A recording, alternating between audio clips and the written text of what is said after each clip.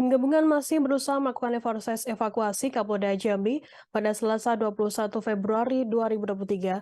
Sejumlah helikopter kabarnya belum bisa melakukan proses evakuasi. Bahkan helikopter milik TNI AU yang telah sampai di PLTA Kerinci belum bisa untuk melakukan evakuasi Kapolda Jambi karena terkendala cuaca hujan dan berkabut.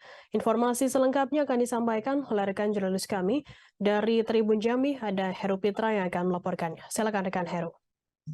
Terima kasih, Firda.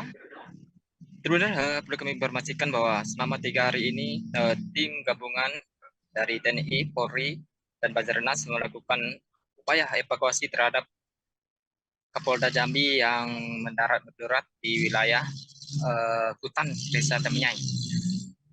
Namun sejak dari kemarin hingga siang hari ini tadi, upaya dilakukan selalu gagal karena terkendala dengan cuaca. Namun sekitar pukul berapa waktu yang lalu, sekitar 3 menit yang lalu, upaya evakuasi telah berhasil dilakukan. Sejauh ini baru 4 orang yang berhasil dievakuasi, melalui jalur udara melalui helikopter dan langsung dibawa ke posko yang ada di Bangko, Kabupaten Merangin. Rencana awal akan dibawa langsung ke Desa Temiang di mana tempat saya berada ini. Namun titik terakhir dialihkan ke Bangko, dibawa ke Bangko, langsung ke Koni Bangko.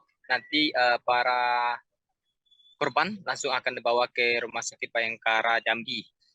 Begitu informasi sementara, Saudara Perda. Ya, baik. Terima kasih rekan Heru Pitra dari Tribun Jambi atas laporan Anda. Selamat bertugas kembali. Terima kasih sudah nonton. Jangan lupa like, subscribe, dan share ya.